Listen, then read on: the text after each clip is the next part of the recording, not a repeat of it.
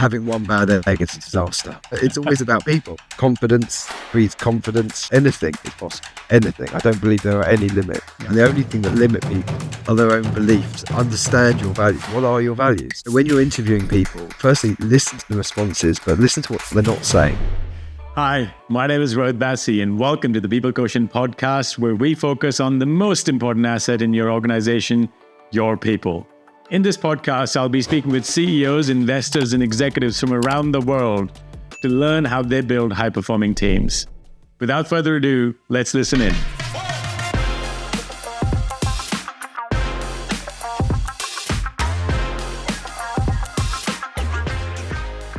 Hey, John, how are you? Welcome to the show. Welcome to from all our viewers and listeners, and thank you for joining all the way from London. I know it's a weird hour, but it's 9 a.m, I think, so maybe not as weird. Yeah, it's a bit weird being in Australia, but yeah, no, absolutely. Thanks for having me.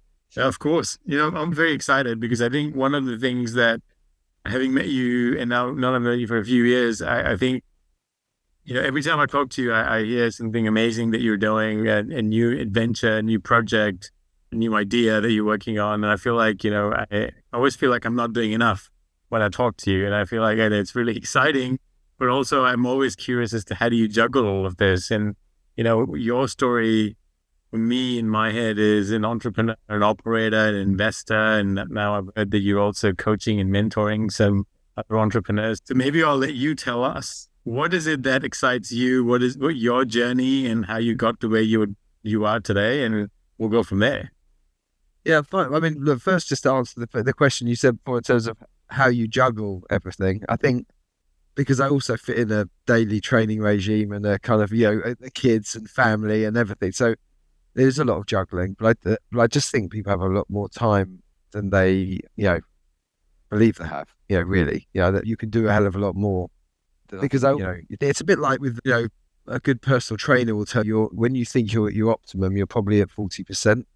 You know, so you're not at your optimum. There's a long way to go. And anyone that's been in the special forces or anything like that will tell you that you're absolute. When you feel you're a breaking point, you are probably only at about 40%. I kind of feel that's the same in life.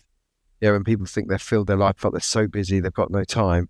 They probably are only about 40% because, you know, I have it with people who regularly say to me, I've got a job or I'm running a business. I have no time to train or work out. And I think, well, no, you haven't got a family.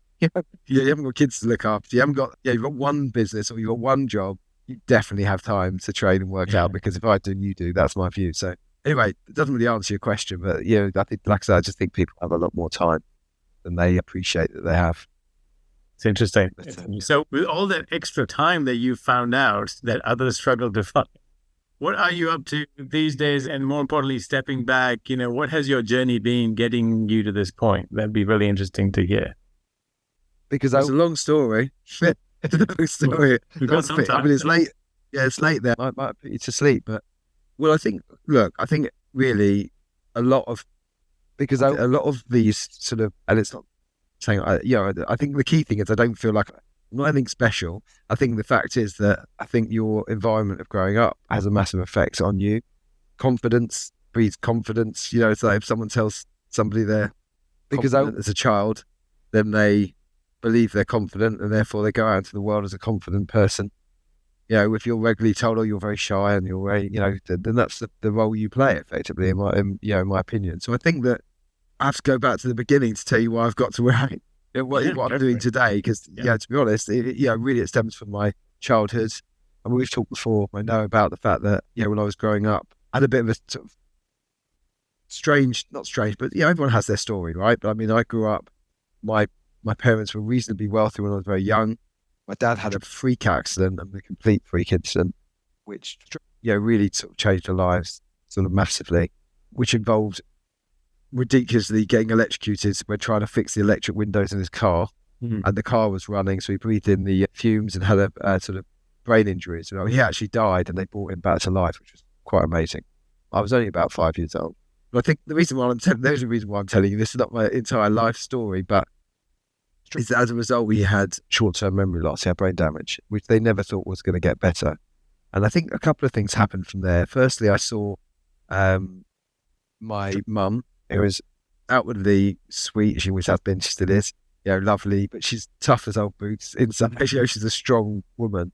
Saw her sort of bring my brother and I up, and my dad, because he was, not able to work and all sorts of things. So, and as a result, lost our house. I saw the car towed away from outside because my mum hadn't paid the tax disc because she couldn't. There was all sorts of things that happened that affected me I think at an age that you're really impressionable. And I remember, I was only little, but I remember thinking, I'm going to look after my family when I'm older. I'm going to make sure, that my parents have, a good life. Yeah. That was in my head, which, funnily enough, wasn't in my brother's head. So then we talk about nature or nurture. I don't know. My brother was a little bit older, very much an artist, creative. I don't think he had the same sort of perspective. So actually, I don't know, maybe it is an innate quality. I don't know. But I think as a result of that was started to form my views. And then secondary to that is a lot of the people I spend time around, and they'd say, you are the people you hang around with, right? So I don't know.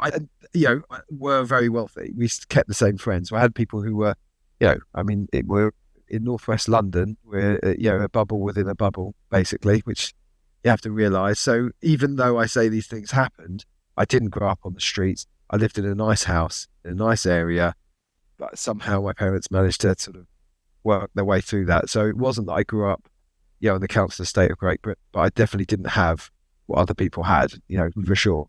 And that sort of led me forward onto when I got to that sort of pivotal age where people were, and things got better, by the way. My dad got better. So life did get better, but they still never had. I was never at the same level as the people I was friends with. So in order for me to sort of do the things they were going to do, I had to find ways and I wanted to find ways to make my own money. Basically, that's what it came down to. So whereas they'd get a Saturday job, for me, a Saturday job just wouldn't cut it. It wouldn't be enough. So I found other ways. And that's, when I started doing business, really. Again, I'm giving you a bit of my life story, but it really does probably explain why I've had the belief to do the things I've done without ever being given I haven't been given a penny from my family or anything like that. I've had to go and do those things myself. And I started off, I started selling things at school. I think that's where I started my bit of business.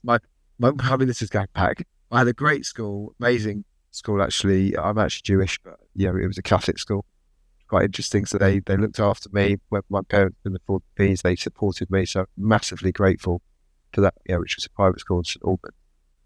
But I was selling stuff in the playground. So I'd come in my holdall. My mum had a catering company. I'd take orders for muffins and things. I had the little business when I was at senior school. And actually, I think they phoned my parents and said that I'm affecting their tuck shop. But they thought it was very enterprising. They thought I could carry on. So I started very, very young. I didn't pay my supplier, which I think was great. Probably not something I'd advise. It's okay if it's your parents. And then, I started actually really doing business I became a really good friend of mine, but who lives in Las Vegas these days. But a friend of mine started doing parties for kids my age. They started doing, I went to a youth club. They were doing a disco. We were kids, really young. And he said to me, look, if you bring your friends, I'll give you whatever it was, 50p a ticket. I mean, I'm old. It was a long time ago. And I was so excited about this because I felt like this is a great way to earn money. I'm so sure I'll just get everyone to come to this event. I'll earn loads of money. And I did that. And we ended up being business partners. We ended up being involved in events together. We did an event when I was 15 at Wembley. It was Wembley Conference Centre, but we had about 5,000 people at that event, which was incredible. And I think I sold 1,000 tickets from my own front door. So we had all ticket agents and things selling tickets. And then from there, I went on to doing lots of these events. So we used to do we did Easter and Valentine's and summer, Christmas and New Year and things like that. So we do a lot of these events. And that really got me into business. And then when I went to university, I sort of was hedging my bets a bit. And I was kind of thinking, well, I know I'm quite good at this, but, I thought, well, actually, I should go down the education route because especially back then, it was very much a thing.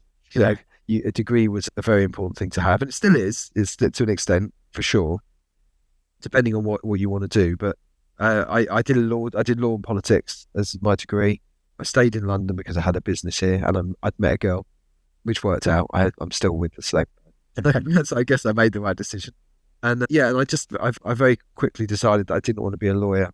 And I was running these clubs. So all through university, I was running some of the best club nights in London. Well, I was running nights at the best clubs in London. So I think and I had a couple of different business partners. One was very much sort of the fashion parties for London College of Fashion and places like that, which was fantastic. And another one who used to sell tickets for me. We became business partners. He's now got a huge global media empire. He's gone on to do extremely well. So it seems like actually everyone generally I've tended to work with over the years have gone on to do really incredible things actually in different fields. But I decided very quickly I didn't want to be a lawyer and I didn't want to be Peter Stringfellow. I couldn't imagine myself being 40 years old running parties for 18-year-olds. It just wasn't something I wanted to do. But I've just a bit of a problem. I've got a dog that sits next to me and someone's just walked past my driveway and he's about to start barking. So apologies if we're destroying your video, but he's normally asleep here. The fun of working from home occasionally. Yeah, and then I kind of thought, well, there were things in my head that I thought I would want to do, but I thought, I wanted to try and see what was out there. And I ended up getting a job in contact that I had in legal recruitment because of the law background. And and that sort of started my career really. And then I think, do you want me to go on? So actually, I think it's really interesting because I think because what I'm picking up from what you're saying is that, it's necessity in life sort of became a catalyst for you to, innovate, and then really became a drive for you to be able to go pursue things that you wanted to pursue. And that then sort of triggered within you this eternal entrepreneur that, does different things. And, you've obviously, even in what you've shared so far, there've already been a few ideas and businesses that you've run. And I know you've got various small businesses that you run today. But one thing that you brought up a few times now is the impact of the people around you. Because I think you also mentioned the people around you shaped not only what you did, but even they themselves have gone on to do other things that have been pretty amazing by the sounds of it. And, and from what I know about what you do today is you're effectively in people business. Maybe talk a little bit about the business you're in, because I think it fundamentally, and is that, as you reflect on your journey, was that an accident that you got into, or do you fundamentally, it just became a theme in your life where effectively you knew that you were always going to be in a people-related business, be it events, be it what you do now, be it the fact that you've got other businesses that also are people-focused? Just talk to us a little bit about that. Yeah, I think that actually, I suppose when I look back over the time, my sort of main skill set has been being around people. Give me 1 second. Let me just move the dog. Sorry. Give me one. Typically, he's usually laying there as calm as anything. As soon as we're recording something, he goes off into barking and there's people walking around. That's apologies.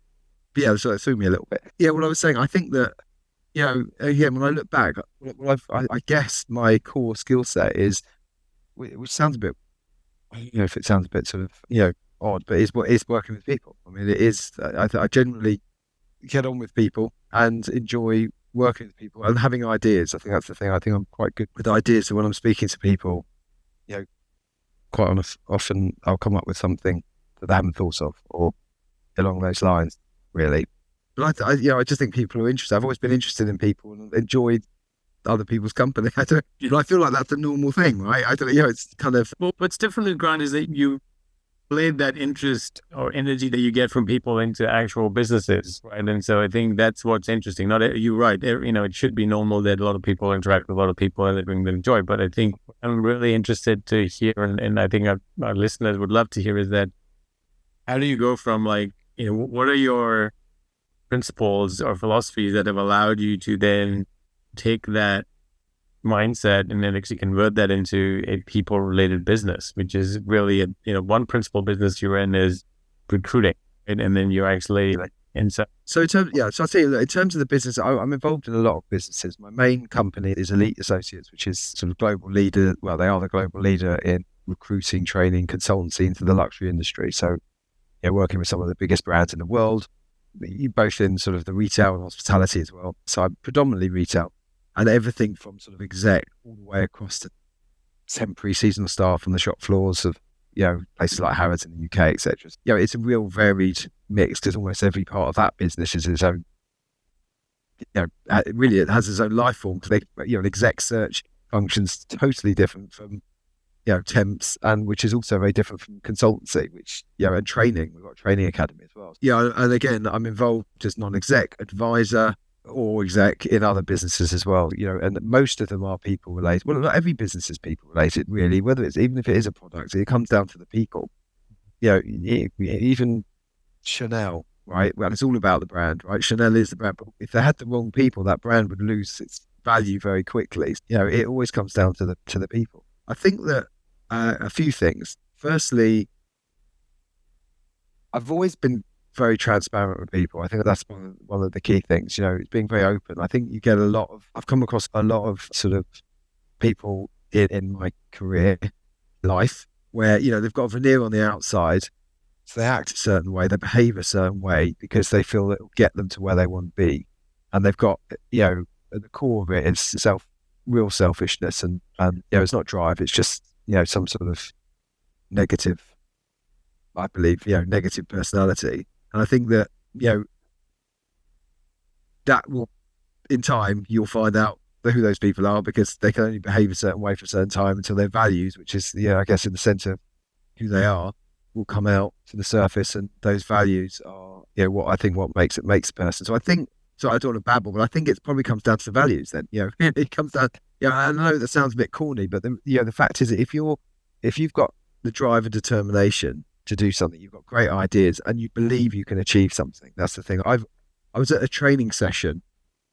We did a thing for our whole management team. We did sort of an away couple of days with yoga and breath work and some training sessions, and it was incredible, a couple of days. And we had a sort of life coach come in. It was the last session, actually.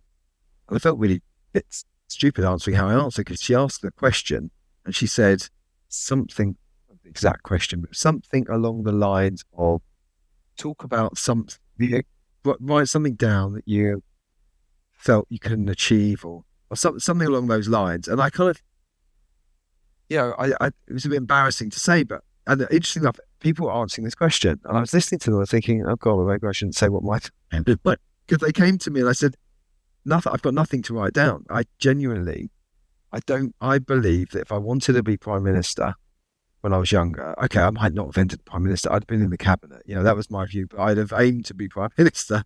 If I wanted to be, okay, there were certain limitations, right? My math skills aren't good. I'm never going to be a nuclear scientist. So, surely, I mean, there are certain things that are just hard stops, like you're kidding yourself. But other than those fundamental points, and I think anything is possible. Anything. I don't believe there are any limits. Yeah. And the only thing that limit people are their own beliefs. And it comes to, again, values and beliefs. If you have the mindset that there's nothing that can stop you getting there other than your own work ethic, belief, then you can achieve. And look, it's not like I'm running the world here, right? So I've got businesses, we're doing well, thank God, and things are good, and there's been good times and bad times. But I just think that you can achieve anything, and it's only really a combination of vision without drive, and drive being, not being lazy, basically, working hard. It's that middle ground where people have that belief, but they don't bother putting it into action. When you talk about values, whether it is let's talk about building your own team, right? Like, you're also building clients' teams, because the clients hire you to go build their exec team all the way down to the shop floor, as you said. But let's sort of take back to, because you have this duality, right? Which is you're an operator of your own business, but that whole business is to help other people run their business. So if you take your own business, what values do you look for when you're bringing people on? That's part A of the question. And part B is, what kind of questions do you ask? What's your methodology to extract that information to say, yep, they've got it, or no, they don't? And it's a two-part question. Well, I think there are three types of people when it comes to value. When it comes to values, really the three sections, and there's a massive wide range in those sections. When it comes to, if you're trying to match people to a certain value, and I've never really thought of this before, so I suppose it's just thinking this out loud. But they're the people that genuinely fall into your values. There's a whole group of people who wouldn't fall into your values, but could fall into your values, i.e., you tend to act how the people around you are acting. So if you're with a group of people who are all really positive, forward-thinking, motivating, collaborative, group of people, there's a whole host of people in the middle there that may not match your values right now, but if you bring them into this crowd, they will become that, they will do, that's not really values, that's more about behaviors, but they will become part of that group, and their expectation is they'll do those things. And then there are a group of people who just, they don't, and they will again try to mask the facts because they're trying to get the job, or they're trying to, they will say what they feel they need to say. And I think that there is a absolute way of working out who's who, which will work. It's never infallible, right? 90% of the time, maybe you're still going to get the 10%. You're still going to get the odd person that slips through the net, but they should be then really sorted out very quickly, funneled out, if you like, when they're in the business, because that will stand out like a sore thumb. And I think that having one bad egg is a disaster. People say, "Oh, it's a person," and they're usually the people that are doing really well, and they fight financially for the business. They think they can, in the head of business leader will say, "Oh, I think I can change them." I'll be able to. No, you can't. And the thing is, what you don't realize is actually it's much more expensive to have that bad egg in place, even if they are the highest performer, the best individual. The long term will cost you a huge amount more than just literally cutting that out. Cutting that out and ensuring that that you stay true to what you believe in. Coming back to your question, which is, what are those values? Well, they're a range of things, really. I think, they're all sort of corny words, but they're true. And I think, I'd say integrity, honesty, people with drive, definitely, but also that want to collaborate. They want to see other people succeed, as well as them. So they're not selfless, they're not selfish. So, there's a balance. Depending on the business, if you're in a charity, you might want completely selfless people. Yeah. But if you're trying to run a business and be successful, I think you need that balance. By the way, that doesn't mean that you can't hire Mavericks, right? There are Mavericks out there. You just don't hire mercenaries. That's what I'd say. Mavericks are great. I love people. I've got loads of people in our business that aren't like anyone else in terms of the way they think, but they will act appropriately. That's the key thing. When the chips are down, they'll do the right thing by everyone rather than just what helps them. I think that's the key thing. It's that team. If you're building a team, if you're building a bunch of silo individuals, hire mercenaries. I mean, it's great. And I also think if you're trying to make a quick buck, hire a mercenary. If you're trying to build a business, you can't afford that.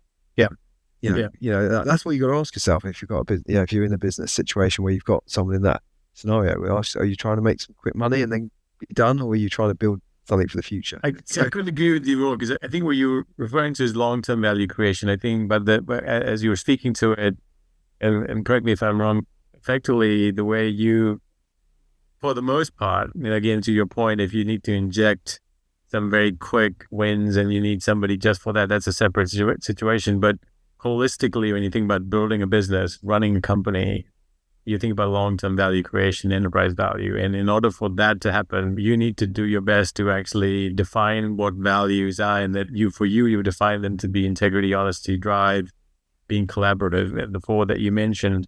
And then you sort of make sure that as many, if not everyone that you hire are aligned with that. Either they have it or they're coachable, as you said, to once they're part of the team, they're like, okay, I wasn't sure what collaboration, but I can be coached. They have the muscle, but then you become the coach to like really work on that muscle and develop that muscle even further. Like, okay, now they're really truly part of the team. So eventually at the end of it, if you've got 3 segments, like you said, which is full alignment with values, coachable alignment, but not there yet, can get there, and then absolutely no alignment, the second bucket eventually becomes the first. So by the end of it, you really only have 2. Either you're aligned or you're not. Yeah.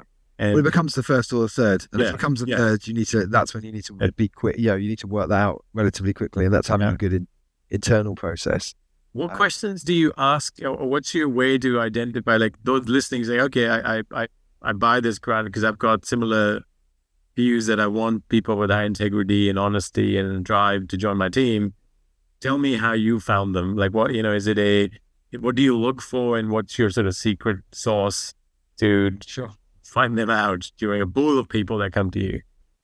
Yeah, I mean, there are a number of different things that you can do depending on what you're recruiting for. So there are all sorts of, you could run what I do and what we can do within the realms of finding out those things, they're 2 different things. So if you've got the time and it's a volume sort of hire, They're doing things like assessment center, behavioral-based assessment centers, getting them to sort of do group tasks and individual tasks. You can see who the sort of alphas are and who the people are quiet but successful and who the people are just quiet, not going to really step forward and necessarily, etc. You can do that. And then I would say after having behavioral-based assessments, having sort of one-to-one strengths-based interviews. And this is where the important thing, there's competency and there's strength, right? Someone could have X, Y, Z on their CV that they've done for other people. That doesn't mean they're going to work well for your business. It's definitely not a measure of the future.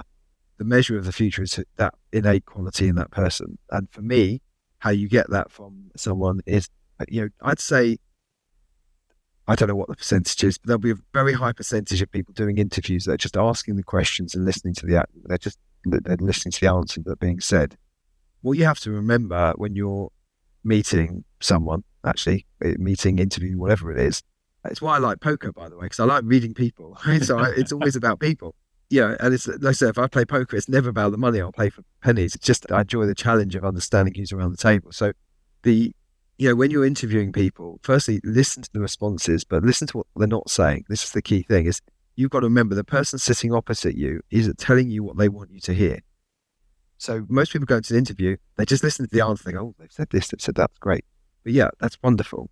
That's passive interviewing from my point of view. That is, that's you might as well get them to do a video interview and just listen to their answers. I mean, there's no value in that. If you want to find out who someone is, you've got to find a way of unlocking that information, getting them to talk to you. And I've managed to sort of hone. I mean, you're not technically supposed to do this in the UK, for example, for legislation reasons. You're supposed to ask set questions to every single person, which you can do as long as you ask them the same way, then it's fine. As you treat each interviewee the same, then it's fine, is my view. You can only do it by getting them to let down their guard. And I've been in a position with people before where they've been swearing in interviews. I remember I had someone once, I won't name who they were working for. They were working for a very big magazine in the fashion industry in another place in the world. And I just remember them, they started off being so prim and proper, like everything was great. And then eventually I've got that person they definitely let down their guard. And she told me that they used to have a bit of an anger problem, but they got over it. And then I started talking to them about things and basically managed to get to a position where something that would annoy them about something they'd done before. And the person went red in the face. They were getting angry. I could see they were getting really angry. So it's kind of showing that, hang on a second, this is someone who's got an anger management problem. They're not going to do very well with our clients. That's probably not the best example. My point is, I think that if you just ask set questions, you're going to get set answers and they're going to be prescribed and you're going to get nothing from it. You may as well just get a pin and put it in whichever one CV, and take that person. In order to unlock people's actual personalities, you've got to dig deeper and think about different ways you can ask questions. In the same way as when you've got someone coming out of interview, for example, you can ask them how it went and they'd say, oh, it went great. It was brilliant. Loved it. It was fantastic. Okay, great. Then you could also ask them another point in that call. If you were to go back, is there anything you do differently?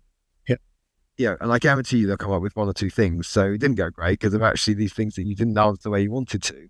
I mean, that's maybe not the best example, but there are a number of different ways of phrasing things to be able to extract information out of people.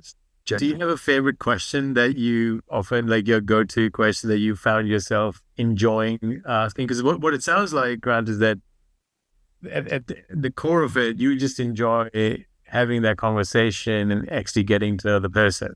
And over the years, you figured out that the standard interview questions often don't lead to getting to know the person. There is a deeper level, and the way that you approach, the way you land the plane can be very different. That leads to a much richer diligence.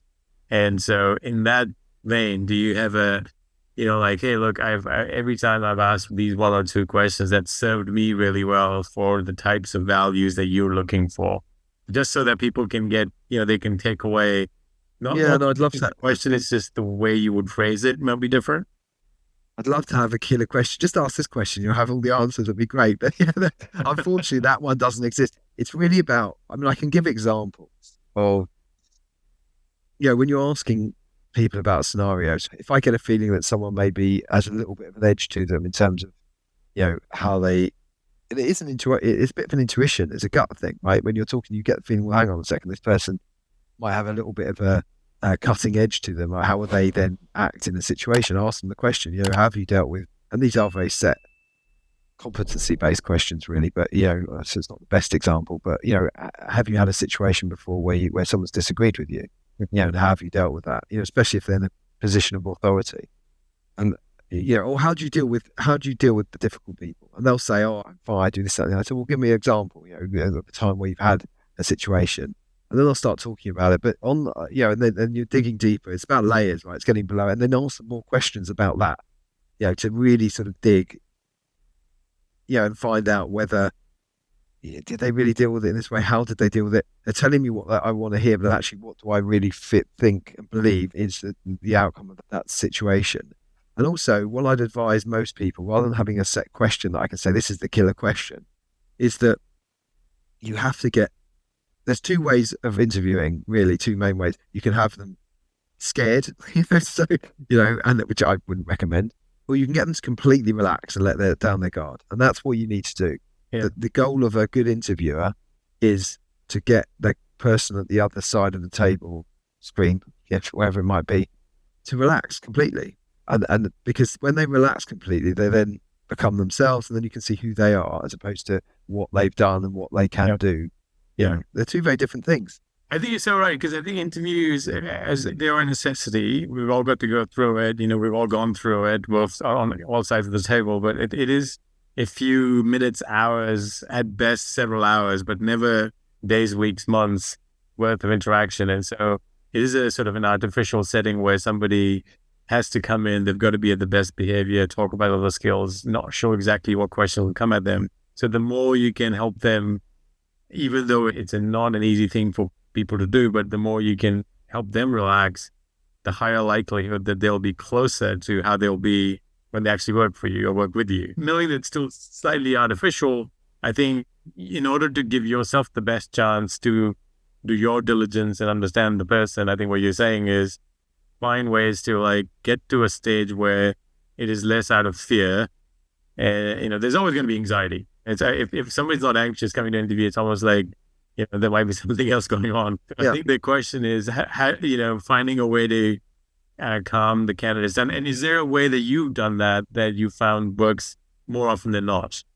Absolutely. I can, on the other side, I can also help with people, the interviewees. There's definitely a technique, by the way, that you can use. I believe will 100% get you the job every time, unless someone actually has a better skill set than you. Can't do anything about that. But on a level playing field, there's a technique that I think will guarantee to get you the job. But coming back to the question, sorry, can you just repeat the question?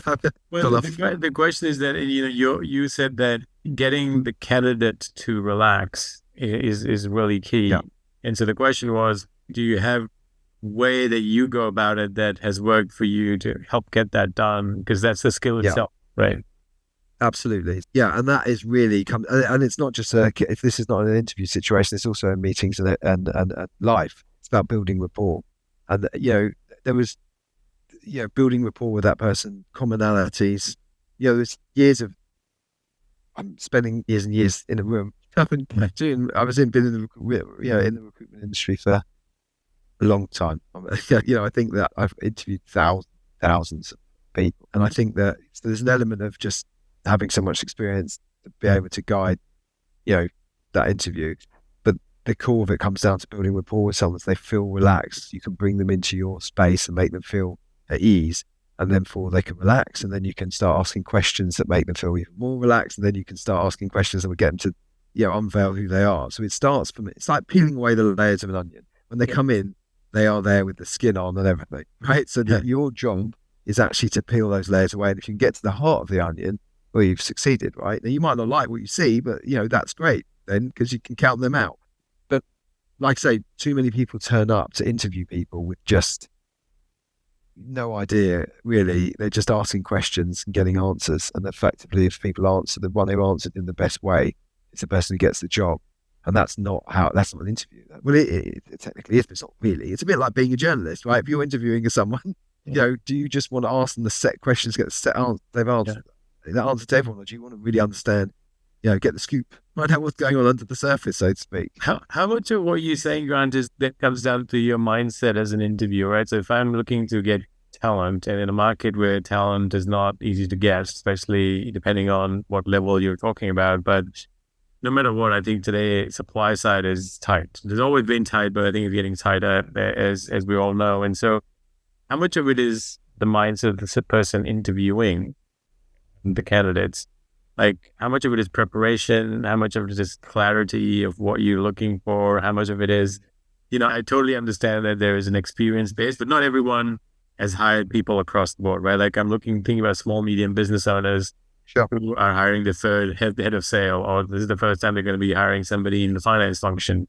And so there's a little bit of like, I'm not entirely sure how to approach it, but I'm going to give it a go. And so as you think about getting ready to go into that conversation where you yourself are a little unsure about this role because it might be a brand new role for you, what's your counsel to like, hey, how can I adjust myself to be better prepared as an interviewer?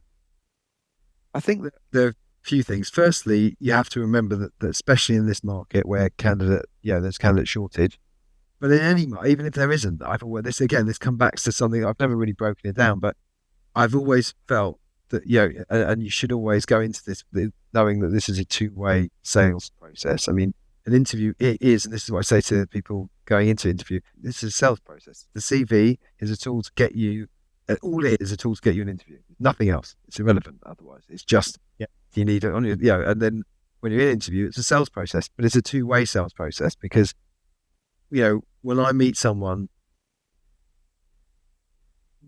these days, I'm lucky enough that the people coming to me, there's an expectation they're good already because actually, it's not always. If I find someone myself, I will meet them first, but quite often I get to meet them further down the line. So they've already been vetted by really good people who know what they're doing. So that tends to help. But that means that even more so when they come to me, I'm selling to them as well. This is not, I'm not, and in fact, I'm selling to them because even if I'm not going to take them once I've finished this interview, I want to be in them. I want them to want to work. And that's what every business should want to do. Every single person that comes through your door, even the CVs that apply to you, your goal is to make every single one of those people feel that they want to work for your business. They've not been rejected because they're useless. They've been told that they're not right for now. And these are the reasons why you're not, but come back, later on and this may change. That's the CV stage, but all the way through. And, what you want to do is make sure that these people are, whether they're working for you or they're not, they want to. That's the key thing. And they should be literally super excited about the opportunity of working for your business and what it will mean to them and their career and their future. And that's setting the vision. And that's the thing, I think, as well. Vision and values. They're kind of using with lots of, vision. I mean, if you want to hire if you want to bring on the best people, and more importantly, keep them, because another thing that I've got, we've got really, really right, I think, is, recruitment, for example, is notorious for a terrible attrition rate. And we've got an incredible attrition rate, in Leeds and in Initiate. I mean, an IT recruitment company, Initiate, I'm non-exec of. Again, I'm involved in lots of other businesses that are non-recruitment, but, the attrition rate's exceptional. I would say it's not just good, it's exceptional. So most people, I've got people who've been there 16, 17 years, 12 years, 7, 8 years, 9 years. Look, most, apart from the post-COVID where we've done a big hiring. So apart from those people, the core people in our business have been there for a very long time. And I think, again, it's about ensuring that people have got a vision, that they've got somewhere to go and that they're working towards something for them that's going to challenge them constantly and give them opportunity. I think that's the key thing. You're totally right. I think if you said there's quite a few nuggets in there. And I think one is the mindset of the person hiring. I think your mindset's got to be like the candidates shouldn't just want to work for you because they just need your job. You need to do enough of a sell because it's two parties selling and two parties buying in that interview. You need to be able to present the company in a way that you're excited. Because if you're excited about the company and what the company's doing, why wouldn't the other person get pumped about it as well? I think that's part A of what you said. I think part B of what you said was around the fact that the candidate's excitement, genuine excitement, not just because they need a job, but they're actually passionate about what they can come and do for you or do with you. I think that's got to be deciphered. And the third thing that you said, which is really important that a lot of people miss out on, is talent. Talented people come to solve problems and add value. And I think, and with that, so if you're bringing somebody on that's talented, they're going to want to add value, and that fundamentally implies that there's value to be added. And so whether that is a problem that they're about to fix that you're going to hire them to do, or the problem doesn't need to be something going wrong. Problem could be something going great. We just need to do it better or faster or both. And so whatever it is, that challenge, that aspiration for growth is something that, talented people look for. And so if you haven't demonstrated that as somebody who's looking for talent to those candidates, then it becomes like a bit of a miss, because you can't really then create that atmosphere for them to say, you know what, I want to work for Grant. I know what I'm going to do with Grant in this company, and I can't wait for that to happen. Now, if that doesn't work out, or a variety of other reasons, then at least there had been a building of a relationship and excitement that can be revisited, to your point, at a later date in different constructs that you want to leave the candidate with. Yeah, and I think if I look at the people who work and have worked with, there's so many people who've actually gone off to other careers and other, they call me up, we meet regularly, I help sort of advise them, on things, we're still in touch, even those that have. But I think that, and again, it comes back to that honest relationship. And I've had the amount of people I've had over the years that have said, I'm here because of you. They might be playing lip service, right? But they're kind of, they could work anywhere. These are people who are really good at what they do. And you kind of think of that's a really nice thing to say. But I think that comes down to the fact that a lot of CEOs and businesses, I don't know, they just live in I've always had the mentality you have to have today, post-COVID. In fact, the other day I was speaking to one of my MDs, and I said, well, this is what we've always done, in terms of allowing people the opportunity, no glass ceiling, your options, to be able to become option holders and directors and have, really almost run their own business with their own. That's almost become you have to do that these days. But then I kind of said, well, what do we do now? And I said, well, we can't really make something up, because this was all done naturally. It wasn't done in a way, to capture people and keep them. It was more of I don't want to be sitting on my big sort of mountain of cash on my own. I'd rather have a smaller mountain and have people alongside me that are also sitting on at least big hills. But I would, and again, that comes down to, I think that there are certain people that go into business that become successful in the past, certainly more, maybe still now, but I might be being naive, but that are so self-centered, they just don't care, and everything they do is based on their own benefit, and that's just not what I've ever been about. The other thing, just to say what you just said before, one of the things I always tell people going for interview is that your solution select, and that, as you just mentioned, with a client, for example, or even my guys, when they're talking about hiring, I'll say to them, look, what is the impact on the business of not having someone in place? Yeah. Because every single hire, they're not just hiring a person. There's a reason. It's, in fact, I was once told by someone, it was good. I think it's a good analogy that, if you take, I know, IT, let's pick IT recruitment, and this wasn't mine. This came from someone else. But if you were to have a client, call you up and say, I've got a problem. I need someone that's got this skill, that skill, whatever it might be. Golang, whatever skill set it is, and you say to them, well, okay, I've got someone that's got this skill and that skill. They'd say, send them over an email. If you actually said, well, what's the issue? What's the impact on the business not having this person in place? And they say, oh, well, our servers are down, costing us $1 million a day. And you said, well, I've got someone that can fix your servers. They'll say, send them over in a cab. So it's the difference between those two things is massive. So it's understanding what, so if you're going for interview, again, this is on the other side, but if you're going for interview, it's about understanding the personalities of the people that you're meeting. That's vitally important. Some background about them. If there's any commonalities between you, if they've got kids and you've got kids, are they into football, you into football, whatever it is, there's always something you can find where you can build the bridge and the rapport, depending on the personality, because some people just want to speak business. And and basically just approaching things in a positive way and understanding that you're selling your solution to their problems. Yeah, I think there's so much to unpack in everything you shared. I know we're coming up on time, and in the last few minutes, I think I almost feel like we could have another whole different conversation. We can go much deeper and richer into this. But one thing that you mentioned in the beginning, one of many things you mentioned, but the one thing that stood out for me was you talked a lot about you look for values alignment as one of the principal things you look for. And what came to mind was, there's values, but then there's obviously the capability. Like, can they do the job?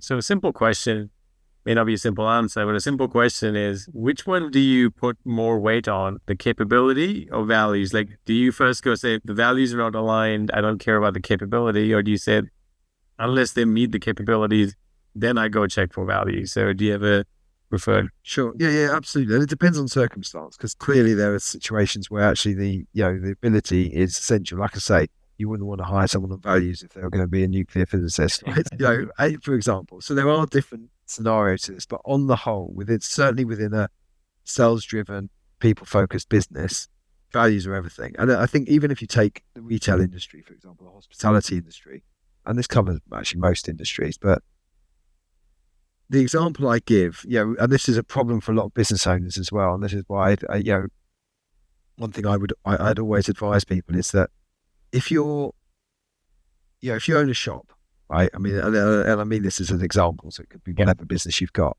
If you focus on the till, if you're just focusing on the money, I think you'll fail. If you focus on the people, the product, the experience, the client experience, etc., all of those things, the till will take care of itself. And I think from my point of view, when it comes to people, is you can teach people. And in fact, I started my training academy at Elite originally, and we still do it, with something called Luxury Bootcamp, which was all about helping people from underprivileged background get into the luxury industry.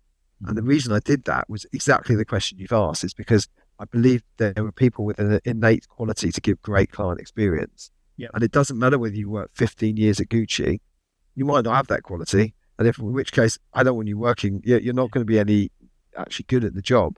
Yeah. You can behave a certain way, but your values will come out.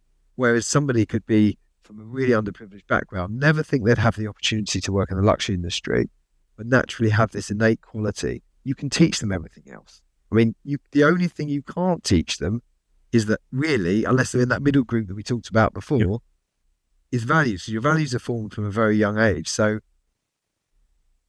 I think that values come first. I mean, for sure, because you can teach them all the others. The other stuff's just knowledge. I mean, it's, I believe, you can teach it. You can teach. It's Malcolm Gladwell Outliers, right? Anyone can learn 10,000 hours and you're an expert. So anyone can learn anything, but you can't teach them to change their values. So I would say, values first, competency second. But obviously there's a balance, and it depends on the job role. Yeah. So you don't want someone driving a truck that's got great values but never driven a truck before. Yeah, probably kill someone. I think you're right. I think what you're saying is, if I'm hiring a CTO or a CFO or somebody with very technical roles, then I think you've got to be able to do the job. And then, but what you're saying is, if two candidates show up who can both do the job and are almost equal capability, but one has the values alignment, you've picked that candidate all day, every day. Yeah, and then the third element to that is if it's a job that can completely be taught, whether it's under most careers in the world, it falls into this category. I'd rather teach someone that's got the right values than have someone who's already can do it but doesn't have the right value. Because there'll be a problem. You just won't. The person you teach and invest in, I'm telling you, will stay with you for years, and they'll believe you, they'll move up, and the guys that start as your juniors will end up running the business, whereas the other guys will create problems and they'll be gone and they'll leave a whole heap of mess behind them, even though they might have done the job, job for that time. I completely agree with you. I think what we said, there's something I learned in one of my previous jobs. I was like, my mentors taught me, take care of your people, take care of your customers, everything takes care of itself, and so I think that's what it is. Grant, as we wrap up, I maybe leave our listeners with one last thought. If there is one thing that you recommend people absolutely do when they're looking for talent and trying to build their teams, and one thing they shouldn't do, what will be those one things each that you leave us with? One thing you should do is definitely, I can't say two things. Can I say two things you should do? Yeah. Right. Firstly, the Simon Sinek sort of find your why thing, which, as in, we know about the what and the how, but what is the why of the business? And from that, again, I know we've talked about this a lot, but it's, understand your values. What are your values? Because most people don't really understand what their business's values are, and make that the driver. Because, and when I say that, don't pay lip service to it. Because a lot of people say, yeah, these are our values, but they don't really live and die from it. And you will create an army, that are together, rather than a group of mercenaries that will kill each other and you, by the way, at any given chance. So that's the do's and don'ts, isn't it? Really, don't hire mercenaries. Unless you've got a very short period of time that you need someone to come in and do something. Don't allow one person to, don't allow yourself to say, well, it'll be okay. It's just one person and we can change them over time. You've got to put your money where your mouth is to make a successful team. Grant, this has been amazing. Thank you so much for the time, the wisdom, experiences, the stories. I think I've really enjoyed it. I'm sure the people who are listening will also enjoy every bit of what you've shared with us. So thank you once again. Really appreciate it. Well, thanks for having me. I hope it's useful to somebody. So I'm sure it will be. Thanks. For many people. Thank you. Cheers. And there you have it, folks. Another episode of the People Quotient podcast. Thank you so much for tuning in. And if you enjoyed what you heard, please be sure to give us a like and invite your friends and colleagues to join us in this community. Until next time, stay focused on your people. Signing off, Rohit Bassi.